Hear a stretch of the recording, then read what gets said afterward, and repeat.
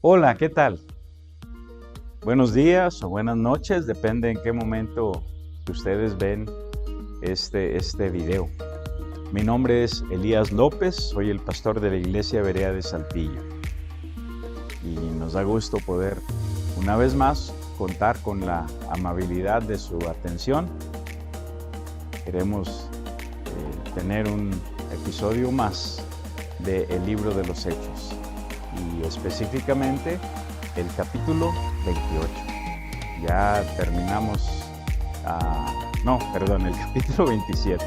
Ya terminamos el capítulo 26 y entonces hoy vamos a ver qué nos enseña Dios en este capítulo 27. Entonces vamos a orar y así vamos a comenzar. Nuestro Dios, en el nombre de tu Hijo Jesucristo, queremos poner en tus manos todo lo que hacemos. Queremos que tú te agrades de ello y que tú toques las vidas, que tú toques los corazones, que cada persona pueda ser atraída por ti, por tu palabra, y que puedan buscarte, que puedan amarte, que puedan adorarte de manera voluntaria. Gracias, Dios. Te pido por cada familia que está mirando este video. Manifiéstate a sus vidas como solo tú sabes hacerlo. Oramos en el nombre de Jesucristo. Amén. Vamos a comenzar.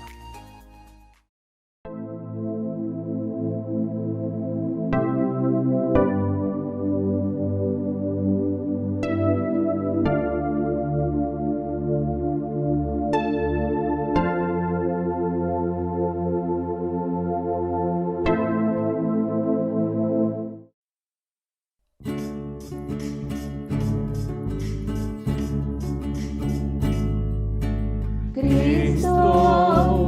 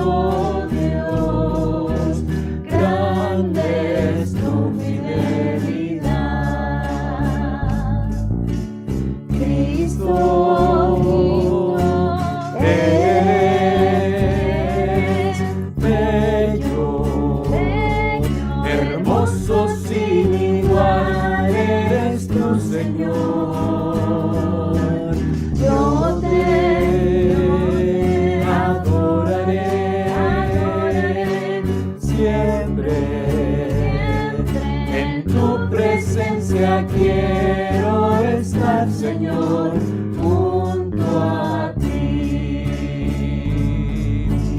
Tu fidelidad es grande, tu fidelidad incomparable es.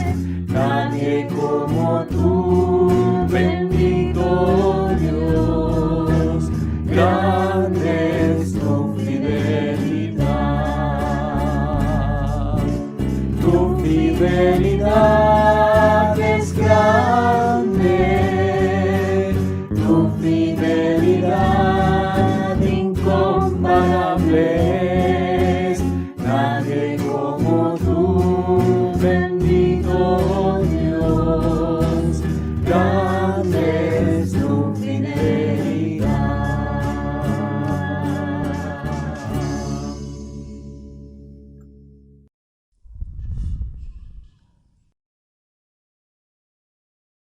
Bueno, pues gracias por recibirnos una vez más, ahí en la sala de su casa, en la cocina, en el carro, donde ustedes estén mirando esta presentación. Y vamos a considerar un breve repaso del capítulo 26. ¿De qué hablamos? Hablamos de la radiografía de un hombre devoto.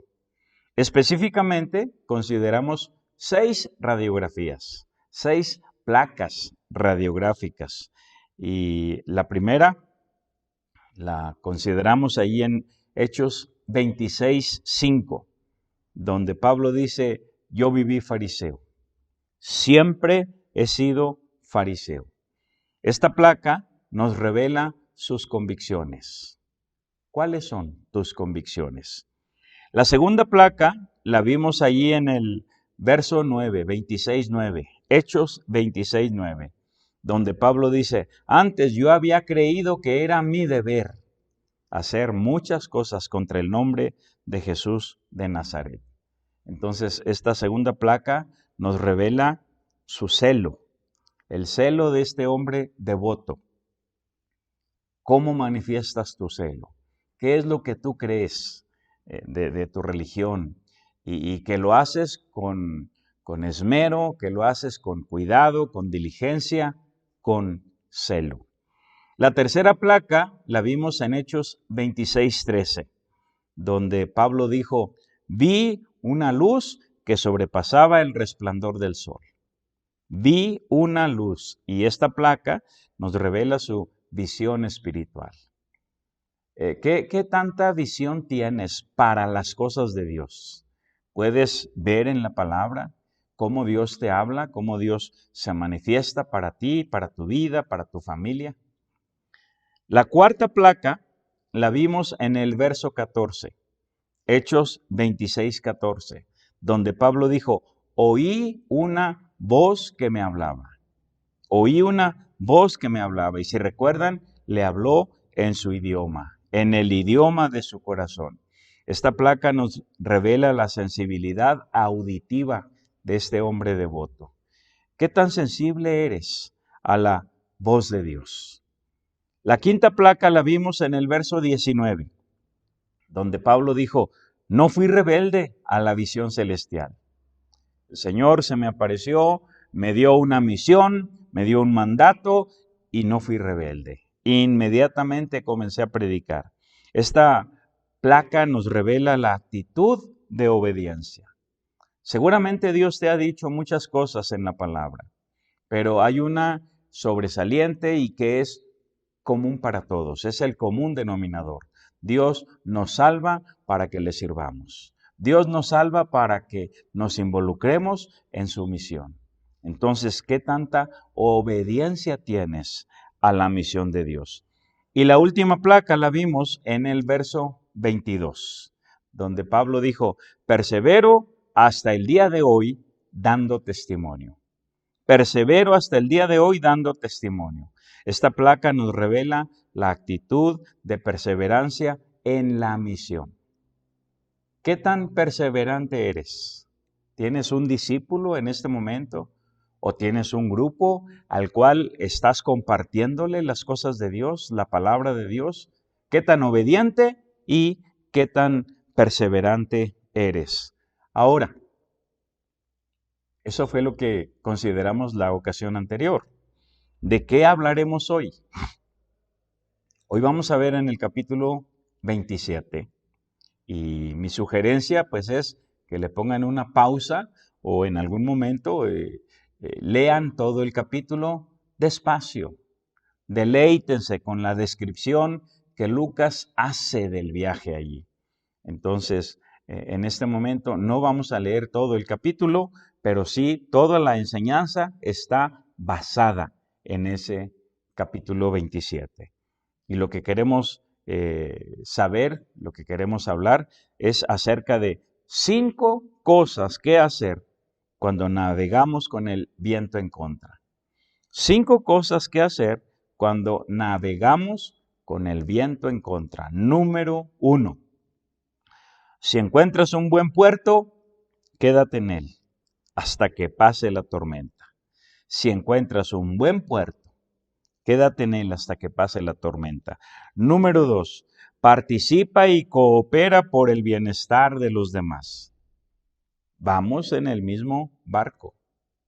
Tú no llevas el timón, tú no tomas las decisiones, tú no llevas las riendas.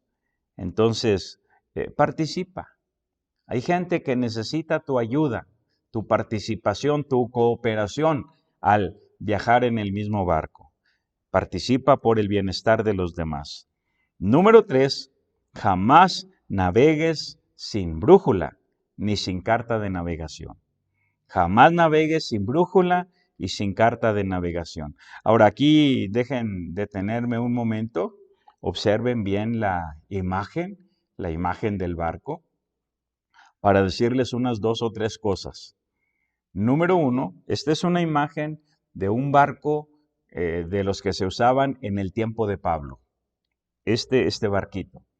No tiene timón, como los barcos de hoy. No conocen la brújula. Estamos ahí iniciando el primer siglo. No conocen la brújula. La brújula se inventó muchos años después. Y tampoco tienen cartas de navegación. No conocen las cartas de navegación. Entonces ellos seguían por las estrellas. Otra cosa interesante en relación con esto es que no había barcos de pasajeros. No había navíos de pasajeros. 2 clases principales, o barcos mercantes que transportaban generalmente granos o barcos militares. Entonces, y todos con las mismas características, sin timón, sin brújula, sin cartas de navegación. Ahora, reitero, la tercera cosa que debemos hacer cuando navegamos con el viento en contra. Número 3, jamás navegues sin brújula, ni sin carta de navegación. Número 4, cuando la tormenta empeore, al mal tiempo, buena cara. Al mal tiempo, buena cara. Y número 5, cuando te veas a la deriva, créele a Dios. Cuando te veas a la deriva, tu barco va a la deriva, créele a Dios. El país puede ir a la deriva, el estado, en este caso Coahuila, donde estamos, o ahí donde tú estés, Oaxaca, Guerrero, Nuevo León, el estado donde tú estés, si va a la deriva, tú créele a Dios, confía en Dios. Si tu familia va a la deriva, con mayor razón, necesitas creerle a Dios. Ahora, en el capítulo 27 y el versículo 1 es donde Pablo fue por fin enviado a Roma. El versículo 1 dice de esta manera: cuando se decidió que habíamos de navegar para Italia, entregaron a Pablo y a algunos otros presos a un centurión llamado Julio de la compañía Augusta. Vamos a detenernos aquí un momentito. Dice, cuando se decidió. La ocasión anterior les hablé de un grupo de personajes ilustres que son los que están formando, o mejor dicho, formaron el concilio allí en Cesarea, donde Pablo, una vez más, dio testimonio de su relación con Cristo Jesús. Entre estos personajes ilustres, pues están el rey Agripa y el gobernador Festo, y los demás hombres importantes que estuvieron en esta audiencia. Ellos decidieron enviar a Pablo a Roma, pero tenemos que recordar que esta no es meramente una decisión humana. Ahí en la siguiente diapositiva tenemos Hechos 19:22 para recordar. Dice, pasadas estas cosas, Pablo se propuso en espíritu ir a Jerusalén, después de recorrer Macedonia y Acaya, diciendo, después que haya estado allí, me será necesario ver también a Roma. Estas palabras, este capítulo 19, todo esto ocurrió unos 5 años antes de que fuera arrestado en Jerusalén. 5 años antes, o sea, para esta fecha donde ellos deciden, pues ya han pasado unos 7 años. Entonces, Pablo había tenido en su corazón el deseo de llevar el evangelio a Roma. Hasta este momento no lo había hecho. Entonces, pero en su corazón nació ese deseo. Y más adelante vemos que Dios habló con Pablo y Dios le dijo, tú irás a Roma. Así como has dado testimonio de mí en Jerusalén, es necesario que también des testimonio en Roma. Eso fue lo que ya vimos antes. Entonces, ellos decidieron enviarlo. Pero miren también el verso 37. Aquí lo tenemos en la parte de abajo. Hechos 27:37. Éramos todas las personas en la nave 276. 276 personas. Ahora, imagínate que tú y yo también vamos en esa nave. También vamos en ese barco. De manera que ya no serán 276, sino 278. ¿Qué dice el versículo 2? El versículo 2 dice de esta manera. Y embarcándonos en una nave adramitena que iba a tocar los puertos de Asia, zarpamos, estando con nosotros Aristarco, macedonio de Tesalónica. Esta nave, como dice aquí, nave adramitena, solamente iba a la región de Asia, tocando los puertos de Asia. O sea, no iba a Italia, no iba a Roma. Ya les dije que no había barcos de pasajeros y seguramente no tenían a su disposición un barco militar que los llevara directamente a Roma. Entonces esperaron que pasara este barco mercante y ahí subieron a las 276 personas, entre presos y militares. Entonces podemos ver que en el barco viajan por lo menos 3 grupos de personas: marineros, militares y misioneros. ¿Cuáles misioneros? Lucas, que es el autor del libro, él se incluye cuando dice embarcándonos. Lucas va ahí. Dice también zarpamos. Ahí está Lucas incluido. Pero también dice que estaba Aristarco.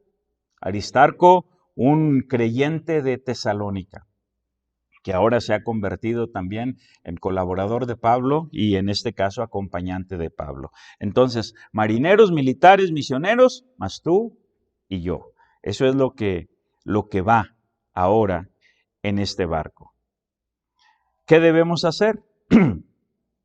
Si al navegar vamos con el viento en contra. Número 1, si te encuentras un buen puerto, quédate en él hasta que pase la tormenta. Si te encuentras un buen puerto, quédate en él hasta que pase la tormenta. Y ya que estamos considerando aquí el mapa, vamos a ver brevemente el itinerario que ellos siguieron en esta ocasión. Ya sabemos, de Jerusalén llevaron a Pablo a Cesarea. De Cesarea, entonces, fueron hasta el puerto de Sidón. Obviamente, de Cesarea a Sidón, pues van por tierra, van caminando y llegan al puerto de Sidón y ahí se embarcan. De Sidón, entonces salen, pero la Biblia nos dice, lo vamos a leer en un momento más, vamos a permanecer aquí en el mapa, la Biblia nos dice que salieron con los vientos en contra, desde que salieron del puerto de Sidón, y entonces tuvieron que navegar a Sotavento de Chipre, así dice el pasaje. A Sotavento de Chipre significa que van aprovechando la isla de Chipre que les proteja de alguna manera de los vientos. Y entonces llegan a un lugar que se llama Mira, un puerto y una ciudad. La ciudad y el puerto de Mira. Al llegar a este lugar, allí cambiaron de embarcación. Los vientos siguen igual, soplando en contra. Aquí una pequeña lección. El cambio de embarcación no cambió las circunstancias. Los vientos seguían en contra. A veces una persona se siente incómoda en su matrimonio. Cambiar de embarcación no va a cambiar las circunstancias. Hay muchachos que se sienten incómodos en su casa, en su familia. Cambiar de embarcación no va a cambiar las circunstancias. Muchachas que se casan con tal de salir de la casa. Cambiar de embarcación no va a cambiar las circunstancias. A veces la persona se siente incómoda en su trabajo. Cambiar de embarcación no cambiará las circunstancias. Entonces, allí en ese puerto, en ese lugar llamado Mira, ahí cambiaron de embarcación y dice la Biblia que entonces llegaron a un lugar llamado Gnido, comenzando con la letra G, Gnido. Y de ahí viajaron a Creta, e igual los vientos seguían en contra. Entonces, se van protegiendo de los vientos, pero llegan a un lugar llamado Buenos Puertos. Todavía estamos viendo el mapa, todavía estamos considerando el mapa. Ahorita vamos a leer. Llegan a un lugar llamado Buenos Puertos. Y entonces Pablo, hablando con todos ellos, les dice, señores, yo veo que estamos en peligro. Está en peligro el cargamento del barco, está en peligro el mismo barco, la nave está en peligro y aún nuestras propias vidas. Entonces yo les sugiero que permanezcamos aquí. Ahora, las palabras de Pablo era lo normal en las embarcaciones de aquel tiempo. Lo que era el tiempo de invierno, no navegaban por el clima y por los vientos y todo eso. En el invierno no navegaban. De manera que esto implicaba quedarse allí en Buenos Puertos por 3 meses. Quedarse 3 meses. Y obviamente no le hicieron caso a Pablo, no le dieron crédito a sus palabras. Y el capitán y el centurión, que era el responsable de todos los presos, y el jefe de los militares, tomaron la decisión de zarpar de Creta, de Buenos Puertos, buscando otro puerto que era más conocido para ellos y que les parecía mejor, que era el puerto de Fenice. Pero fue allí donde al zarpar, entonces les pegó con todo el llamado Euroclidón, un viento tempestuoso que les hizo quedar a la deriva. Y a duras penas llegaron a una isla al terminar este capítulo 27. En el capítulo 27 no se nos dice, pero en el capítulo 28, que veremos si Dios permite la siguiente ocasión, dice que llegaron a la isla de Malta. Y ahí tuvieron que permanecer esos 3 meses obligatorios. 3 meses mientras pasaba el invierno. Ahora, vamos a seguir leyendo. Aquí llegamos al versículo 3. Dice, ya ahora lo que vamos a leer es la explicación que les acabo de dar del mapa. Dice el verso 3, al otro día llegamos a Sidón. Y Julio, tratando humanamente a Pablo, le permitió que fuese a los amigos para ser atendido por ellos. Y haciéndonos a la vela desde allí, navegamos a Sotavento de Chipre, porque los vientos eran contrarios. Ya les expliqué la palabrita sotavento, o sea, están buscando protección de los vientos. Pero quiero que noten, los vientos eran contrarios. Seguimos leyendo, verso 5. Habiendo atravesado el mar frente a Cilicia y Panfilia, arribamos a Mira, ciudad de Licia. Y hallando allí el centurión una nave alejandrina que zarpaba para Italia, nos embarcó en ella. O sea, ahí es donde cambian de embarcación, en el puerto de Mira. Ahora tienen una nave alejandrina y esta sí va con rumbo a Italia. Versículo 7. Navegando muchos días despacio y llegando a duras penas frente a Nido, porque nos impedía el viento, navegamos a Sotavento de Creta frente a Salmón. O sea, van protegiéndose de los vientos. ¿Qué sigue? El consejo de Pablo fue permanecer en buenos puertos en Creta hasta que pasara la tormenta y obviamente el invierno. Versículo 8. Y costeándola con dificultad, estamos hablando de la isla de Creta, costeándola con dificultad, llegamos a un lugar que llaman Buenos Puertos. Llegaron ahí, cerca del cual estaba la ciudad de Lasea. Y habiendo pasado mucho tiempo y siendo ya peligrosa la navegación, por haber pasado ya el ayuno, Pablo les amonestaba. Ahora, déjenme explicar brevemente este versículo 9, así muy brevemente. Dice que habían pasado mucho tiempo en ese lugar, en la isla, en ese lugar de la isla de Creta, en el llamado Buenos Puertos. Y la navegación se hacía peligrosa, porque los vientos no han cesado. Los vientos siguen en contra. Pero también dice Lucas, por haber pasado ya el ayuno. El ayuno al que se hace alusión aquí es el ayuno del día de la expiación. El día de la expiación era una fiesta judía celebrada siempre en el séptimo mes, el día 10. El día 10 del séptimo mes, que para nosotros corresponde a estos meses de septiembre y octubre.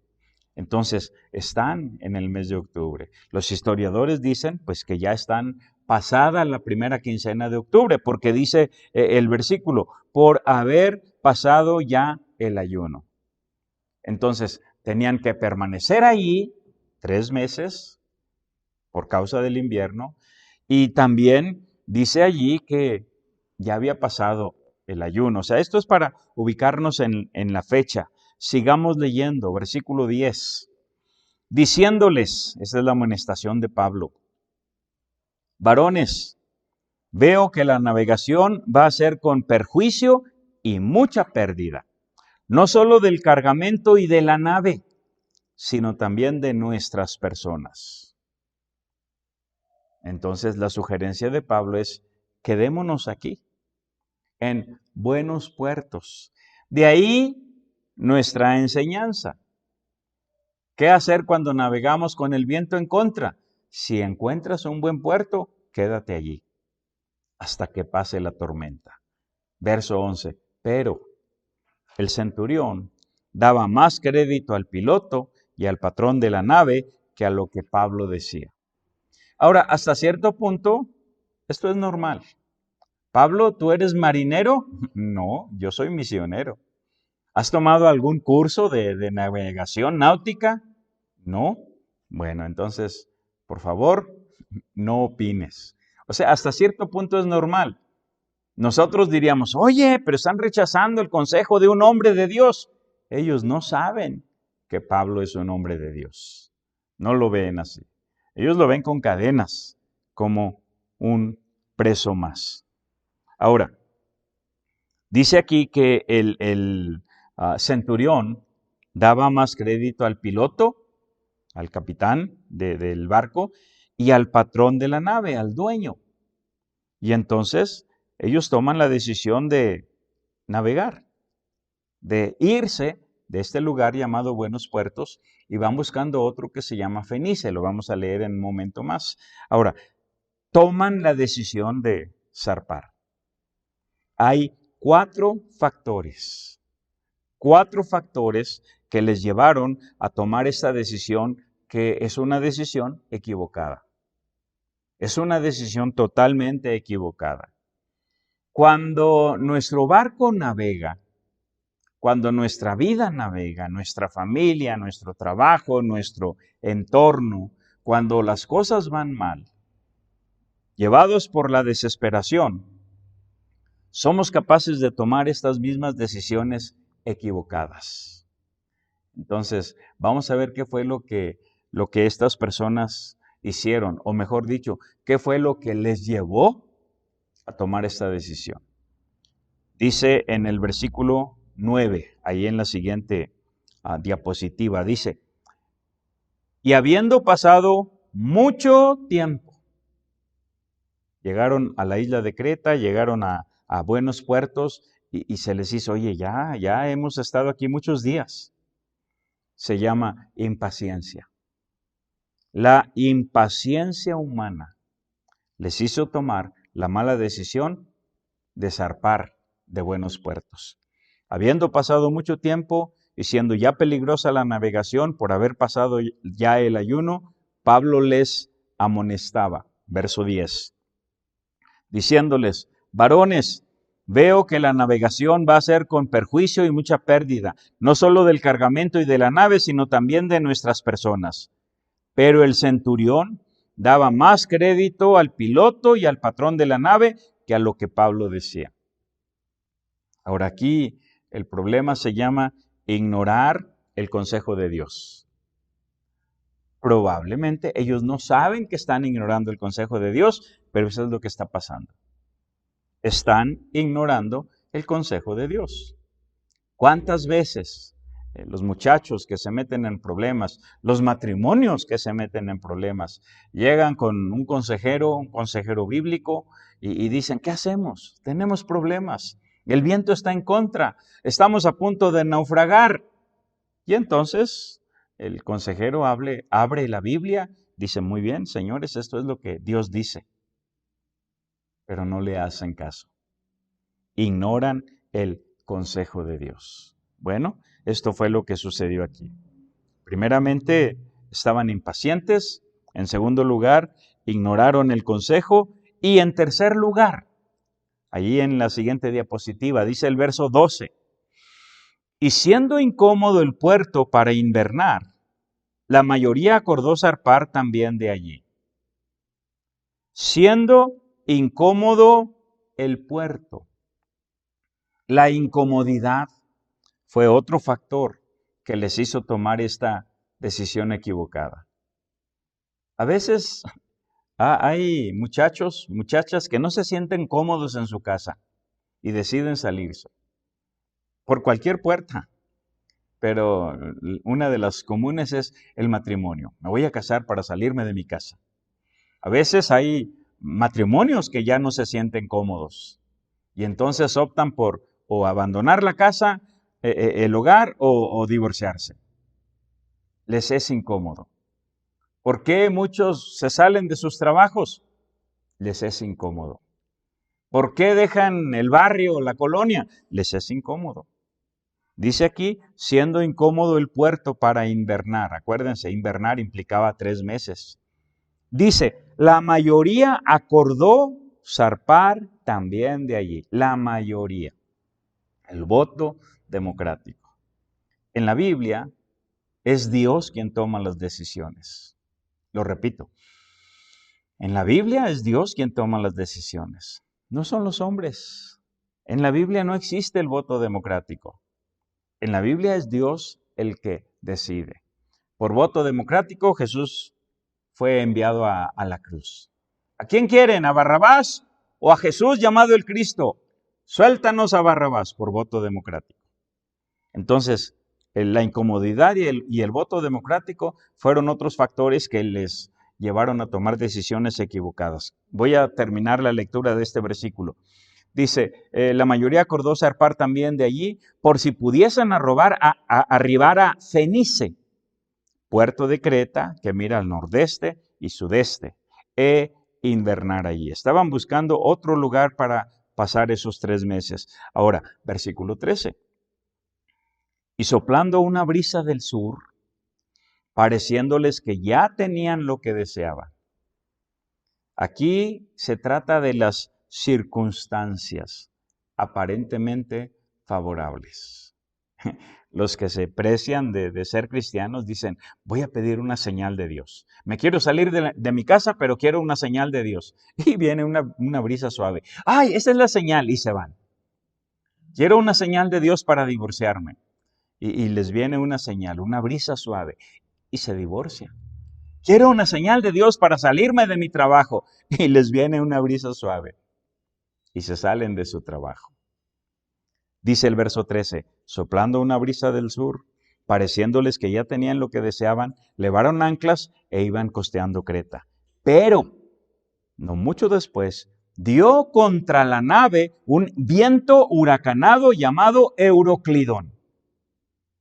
O sea, aquella brisa suave se convirtió en un imponente viento huracanado llamado Euroclidón. Este viento llevó el barco primero al peligro y luego al naufragio. Entonces, no te dejes llevar por las brisas suaves en tu vida, en tu familia, en tu matrimonio, en tu trabajo. Hay que buscar de Dios. Estamos hablando de 5 cosas que debemos hacer cuando navegamos con viento en contra. Número 1, quédate en el buen puerto hasta que la tormenta pase. Número 2, participa y coopera por el bienestar de los demás. Este barco no tenía timón. Las decisiones las tomaban las personas, que en este caso pues no era Pablo, ni Lucas, ni Aristarco. Entonces a veces nos toca ir en el mismo barco, el barco que se llama México, nuestra nación, el barco que se llama la economía de México, el barco que se llama la política de México, el barco que se llama tu hogar, tu familia, el barco que se llama tu trabajo, donde tú no tomas las decisiones. Alguien debe tomar las decisiones, pero a veces las decisiones que se toman están mal. Son decisiones equivocadas. Y aquí tomaron una decisión equivocada y ahora el barco está en peligro, a punto de naufragar, va a la deriva. Entonces, intentan 5 maniobras para salvar la embarcación. 5 maniobras. Tú vas en el mismo barco. Participa, coopera. Tú no eres el capitán. Tú no tomaste la decisión. Pero haz lo que esté de tu parte para el bienestar de todos. ¿Cuáles fueron estas 5 maniobras? Versículo 15. Versículo 15. Dice, y siendo arrebatada la nave, y no pudiendo poner proa al viento, nos abandonamos a él y nos dejamos llevar. Noten el pronombre, nos abandonamos a él, nos dejamos llevar. O sea, aquí se incluye Lucas. Se incluye Lucas y Lucas está incluyendo a Pablo y a Aristarco. Van en el mismo barco. No pueden hacer nada. Es el voto de la mayoría, la decisión de la mayoría, la decisión del centurión, la decisión del capitán de la nave. ¿Qué hicieron? Se dejaron llevar por los vientos. De manera que si no hay solución, no gastes tu energía. No gastes tu energía. ¿A dónde va el país? Pues ahí vamos. ¿A dónde va la economía? Pues ahí vamos. ¿A dónde va la política? Pues ahí vamos. Si en el hogar, pues tal vez tú eres la señora del hogar. ¿Y dónde está tomando la decisión el capitán? Ahí van. Los hijos, ahí van. Una cosa que siempre podemos hacer es orar y confiar en Dios. Por eso la Biblia nos habla de orar por las autoridades, orar por los que están en posición de autoridad, orar por nuestro presidente, orar por nuestros gobernadores, orar por el cuerpo policiaco, orar por las personas, como dice la Biblia, que están en eminencia. Tú no tomas las decisiones, pero vas en el mismo barco. Entonces, ora y confía en Dios. Seguramente esto es lo que hacían Pablo, Lucas y Aristarco. Número 2. Procura tener a la mano tu bote salvavidas. Miren lo que hicieron, versículo 16. Y habiendo corrido a sotavento de una pequeña isla llamada Clauda, otra vez a sotavento, tratando de protegerse de los vientos, dice, con dificultad pudimos recoger el esquife. El esquife era esa pequeña embarcación que se llamaba bote salvavidas, que bueno, hoy le llamamos bote salvavidas. Entonces, procura tener a tu mano tu bote salvavidas. Estamos hablando de la oración, la comunión con Dios, la relación con Dios. Estamos hablando de tu relación con el Señor Jesucristo. Estamos hablando de mantener puertas abiertas, mantener buenas relaciones con tus prójimos, con tus vecinos, con tu familia, etc. Siempre, siempre mantén a la mano tu bote salvavidas. Allá en el Salmo 69, el contexto no tiene nada que ver con el mar ni con nada de eso, pero se usa el lenguaje en un sentido poético y figurado. Y lo voy a leer. Salmo 69, 1 y 2. Sálvame, oh Dios, porque las aguas han entrado hasta el alma. Estoy hundido en cieno profundo donde no puedo hacer pie. He venido a abismos de aguas y la corriente me ha anegado. Les dije, es un sentido figurado. No trata del mar, algún problema grave que tenía el salmista, y entonces Dios le inspira para usar este lenguaje. En un sentido doctrinal, estas palabras se pueden aplicar a lo que el Señor Jesús estaba sufriendo en la cruz. Pero quiero que vean solamente el uso de las aguas. Las aguas han entrado hasta el alma. La corriente me ha anegado. ¿Qué puedes hacer? Allá en Mateo 14:30, cuando el Señor Jesús caminando sobre el agua, Pedro le dijo, Señor, si eres tú, manda que yo vaya a ti. Y el Señor le dijo, ven. Dice el verso 30, pero al ver el fuerte viento, tuvo miedo y comenzando a hundirse, dio voces diciendo, Señor, sálvame.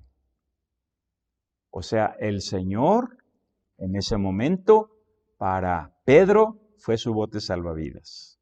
Sálvame, me estoy hundiendo. Entonces, ¿qué puedes hacer cuando tú no tomas las decisiones? ¿Qué puedes hacer cuando navegas con el viento en contra? Estamos aquí considerando que hicieron 5 maniobras humanas, tratando de salvar la nave. Y en el verso 17 dice, y una vez subido a bordo, el esquife, el bote salvavidas, usaron de refuerzos para ceñir la nave. Usaron de refuerzos para ceñir la nave. Ya les dije, no es un barco como los barcos modernos que hoy conocemos. Entonces, una de las cosas que llevan principalmente en ese barco son muchas cuerdas, muchos mecates. Y entonces, de alguna manera, estos marineros se las ingeniaron para rodear el barco con las cuerdas, para reforzarlo. Como dice aquí, usaron de refuerzos para ceñir la nave. La nave está en peligro, los vientos están azotando, el Euroclidón ahora les ha pegado de frente y también hay peligro de los famosos bancos de arena que vamos a ver más adelante, que se llama Sirte, y todo eso amenaza con destruir la nave. Ellos están tratando de salvarla, entonces usan de refuerzos para ceñir la nave. Y el consejo aquí es, refuerza lo que está en peligro en tu vida. Puede ser tu tiempo devocional, tu lectura, la lectura de la palabra de Dios, tu tiempo de oración. Hace muchos años había un pequeño folleto que se llamaba 7 minutos con Dios. ¿Te parece bien? 7 minutos con Dios. Porque hay gente que no dedica ni un minuto. Y entonces la idea del folleto era que leyeras un pasaje de la Escritura y oraras. Muy bien, refuerza tu tiempo devocional. Refuerza tu relación familiar. Como que esta pandemia que ha azotado a todo el mundo ha reforzado la relación familiar en muchas familias, porque al estar teniendo clases en línea, especialmente los más pequeñitos, pues ahora los padres han tenido que estar ahí ayudándoles con los trabajos, ayudándoles con las tareas, etcétera, y de alguna manera eso ha reforzado los vínculos familiares. Pero también refuerza tu compromiso con Dios y con la misión de Dios. Y aquí aprovecho para hacer un paréntesis y un pequeño anuncio. Cada año nosotros, en el mes de diciembre, tenemos una actividad que le llamamos el Día del Regalo. Cada año, el Día del Regalo. Y se trata de que en esa ocasión, cada uno de los miembros de nuestra iglesia, pues, trae una ofrenda, un regalo para nuestro Dios. Y esa ofrenda la distribuimos entre las familias misioneras que tenemos en diferentes partes de México e incluso en el extranjero. Entonces, ya viene el Día del Regalo en el mes de diciembre. En esta ocasión estamos pensando en el 19 de diciembre, domingo 19 de diciembre. Refuerza tu compromiso con Dios y con la misión de Dios. Algunos empiezan a ofrendar desde ya, trayendo cada semana algo. Otros se esperan hasta el mero día. Está bien, pero refuerza tu compromiso con Dios y con la misión de Dios. Vamos a seguir leyendo. Verso 18. Pero siendo combatidos por una furiosa tempestad, al siguiente día empezaron a alijar. Alijar implica deshacerte de lo que no es esencial. O sea, se trata de salvar la vida. Se trata de salvar también el barco. Están tratando de salvar la nave allí. ¿Y qué hicieron? Comenzaron a echar al mar el cargamento del barco, que generalmente consistía en granos, trigo principalmente. Roma dependía mucho del trigo de otras naciones, especialmente de Egipto. Entonces empezaron a lijar, empezaron a echar al mar la carga preciosa que llevaban. Pero también dice el versículo 19, y al tercer día, con nuestras propias manos, noten, con nuestras propias manos, se está incluyendo Lucas. O sea, ahí están Lucas, Aristarco y Pablo. Con nuestras propias manos arrojamos los aparejos de la nave. Para manejar la nave, los marineros usaban principalmente cuerdas, como estas con las que ciñeron la nave para que no se destruyera. Pero todavía tienen muchas cuerdas. Entonces empezaron a echarlas al agua, a echarlas al mar. Por ejemplo, en un barco de pesca, los aparejos son las redes de pescar. Si de repente hay una tempestad y está amenazada la nave y quieres salvarte y salvar la nave, pues tienes que echar al mar los aparejos, las redes de pescar. En un velero deportivo, pues los aparejos serían las velas, las cosas más importantes e indispensables para ese velero. Echar al mar los aparejos implicaría echar al mar las velas. Entonces, aquí echaron al mar los aparejos, las cuerdas con las que manejaban los barcos, el barco en este caso. O sea, la tempestad es tan grande que en el 27:15 se dejaron llevar por los vientos. En el 27:16 con dificultad recogieron el bote salvavidas. En el 27:17 trabajaron para reforzar la nave, para ceñir el barco. En el 27:18 se deshicieron de lo que no era indispensable, pero que era importante, era la carga del barco, los granos que llevaban. Y en el 27:19 ahora se han deshecho de lo vital, de lo indispensable. En este caso eran las cuerdas, los aparejos del barco. Estamos hablando de 5 cosas que debemos hacer cuando navegamos con el viento en contra. Obviamente, siempre recordando que tú y yo vamos allí, en ese mismo barco. Número 1, quédate en el buen puerto hasta que la tormenta pase. Número 2, coopera con las tareas requeridas, aunque se hayan tomado decisiones equivocadas. Número 3, jamás navegues sin brújula y sin carta de navegación. Ahora ya les expliqué que en ese tiempo el barco ni siquiera tenía timón. No conocían la brújula, no se había inventado y las cartas de navegación tampoco. ¿Qué hacían? Dice el verso 20. Dice, y no apareciendo ni sol ni estrellas por muchos días, y acosados por una tempestad no pequeña, ya habíamos perdido toda esperanza de salvarnos. No apareciendo ni sol ni estrellas por muchos días. No conocían la brújula, no conocían las cartas de navegación, se guiaban por el sol, se guiaban por las estrellas.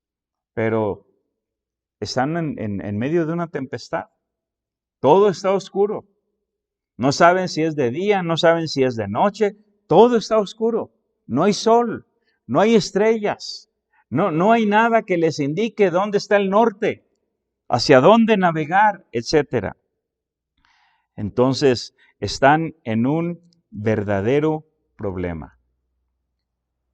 Nuestra brújula, nuestra carta náutica es la palabra de Dios.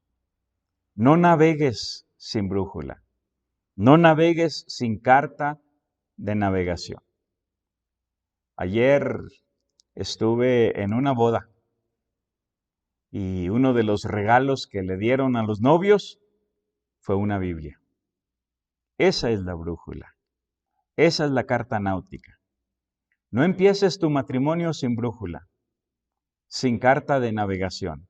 Pero úsala, no la tengas de adorno. Úsala. Cada día consulta la carta de navegación, el mapa que Dios tiene, el plan que Dios tiene trazado para nuestra vida. No navegues sin brújula en tu trabajo, no navegues sin brújula en tu barrio, en tu colonia, en tus relaciones de amistad, etc. Dios nos ha dado una brújula y una carta de navegación muy precisa, que es la palabra de Dios. Estamos hablando de 5 cosas que debemos hacer cuando navegamos con el viento en contra. Número 1, quédate en el buen puerto hasta que pase la tormenta. Número 2, coopera con las tareas requeridas, aunque se hayan tomado decisiones equivocadas. Número 3, jamás navegues sin brújula, ni sin carta de navegación, la Biblia en este caso. Número 4, al mal tiempo, buena cara. Miren lo que dice, otra vez, voy a leer ahora desde los versos 20 al 22. Dice, y no apareciendo ni sol ni estrellas por muchos días, y acosados por una tempestad no pequeña, ya habíamos perdido toda esperanza de salvarnos. Noten esto, Lucas está escribiendo, y supongo que aquí él está incluyendo a Pablo y a Aristarco. Obviamente, juntamente con todos los marineros y militares que van en el barco. 276 personas.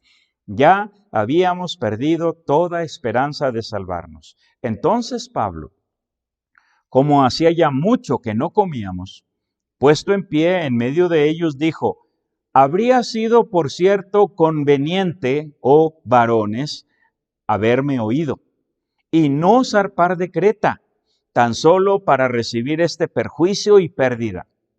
Pero ahora os exhorto a tener buen ánimo. Al mal tiempo, buena cara. Pero hay una razón muy importante por qué Pablo les hace esta exhortación. Dice, pues no habrá ninguna pérdida de vida entre vosotros, sino solamente de la nave. Señores, ninguno va a morir. Nadie va a morir. Solamente se va a perder la nave.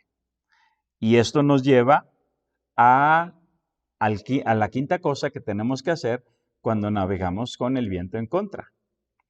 Y se trata de creerle a Dios. Cuando te veas a la deriva, créele a Dios. Cuando te veas a la deriva, créele a Dios. Miren otra vez cómo dice el verso 22. Pero ahora os exhorto a tener buen ánimo, pues no habrá ninguna pérdida de vida entre vosotros, sino solamente de la nave. Porque esta noche, no hace 2 días, no hace 3 días, no, esta noche ha estado conmigo el ángel del Dios de quien soy y a quien sirvo, diciendo, Pablo, no temas, es necesario que comparezcas ante César. Y he aquí, Dios te ha concedido a todos los que navegan contigo. Cuando lo tomaron preso en Jerusalén 2 años atrás, el mismo Señor Jesucristo se presentó ante Pablo y le dijo, Pablo, así como has dado testimonio de mí aquí en Jerusalén, es necesario que también des testimonio de mí en Roma. Desde aquella ocasión, Pablo recibió la promesa de Dios de que tenía que llegar a Roma. Al estar ahora en este barco, en medio del mar, en el naufragio, con los vientos en contra, con el Euroclidón azotando el barco, etc., Lucas dice, pues habíamos perdido la esperanza de conservar la vida. O sea, probablemente allí Pablo pensó, pues voy a morir. Fue algo bueno que haya tenido la intención de ir a Roma, pero pues ni modo, el plan de Dios ahora es diferente. Sin embargo, Dios en esta ocasión envía nuevamente a un ángel. Y este ángel le dice, es necesario que comparezcas ante César. O sea, le reitera las palabras que el Señor Jesús le había dicho. Sí irás a Roma, pero además le dice, y he aquí, Dios te ha concedido todos los que navegan contigo. Y por esa razón Pablo les dice, no vamos a sufrir pérdida de vidas humanas, solamente se perderá la nave. Versículo 25. Por tanto, oh varones, tened buen ánimo, porque yo confío en Dios. Yo confío en Dios. Dios me ha dado este mensaje y yo lo creo. Yo le creo a Dios. Yo confío en Dios que será así como se me ha dicho. Con todo, es necesario que demos en alguna isla. Se va a perder la nave, pero en algún momento vamos a llegar a una isla. Obviamente en este capítulo 27 no saben cuál isla. Por el capítulo 28 entonces nosotros llegamos a entender que se llama o que se trata de la isla de Malta.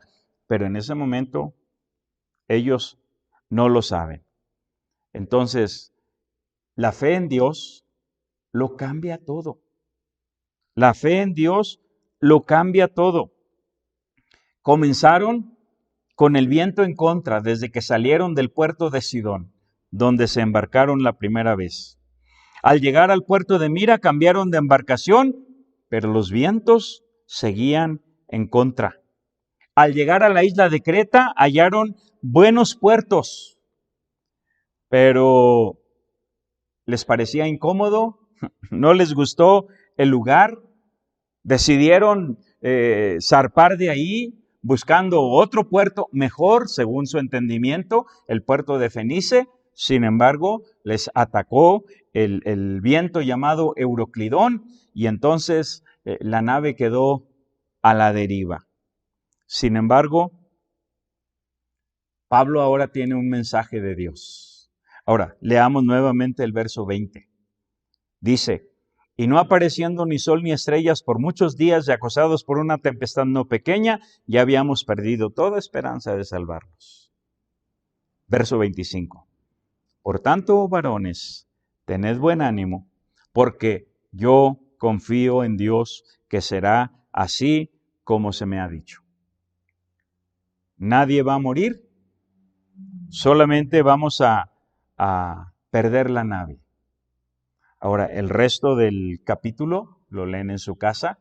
Dice la Biblia que efectivamente todos llegaron a salvo, a una tierra. Ahí no se dice cuál, ya sabemos que es la isla de Malta. Y en el capítulo 28 vamos a ver cómo los recibieron y cómo fue que tuvieron que pasar allí el invierno. Los 3 meses que Pablo les proponía pasarlos en la isla de Creta, en buenos puertos, ahora tuvieron que pasarlos en Malta. ¿De qué hemos hablado hoy? 5 cosas que hacer cuando navegamos con el viento en contra. Número 1, si encuentras un buen puerto, quédate en él hasta que pase la tormenta. Cambiar de embarcación no cambiará las circunstancias. Cambiar de matrimonio, cambiar de trabajo, irte de la casa, no va a cambiar las circunstancias. La ocasión anterior decíamos que el problema no está ni en los políticos ni en la religión, el problema está en el corazón. Pues es igual en esta ocasión. El problema no está en el barco, el problema está en que no tenemos control de las cosas de esta vida. Número 2, participa y coopera por el bienestar de los demás. Vamos en el mismo barco.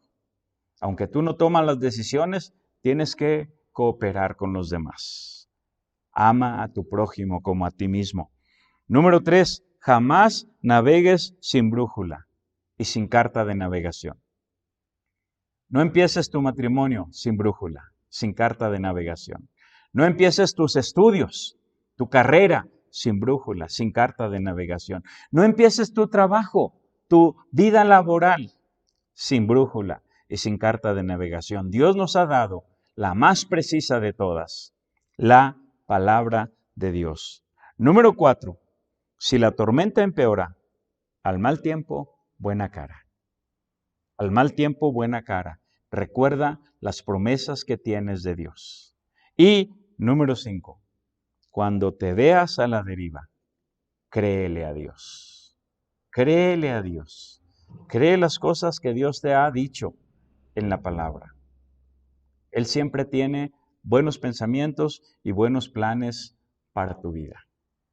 Júntate con tu familia, con tu esposa, tu esposo, tus hijos, y oren, dándole gracias a Dios porque Él siempre tiene el cuidado de la embarcación.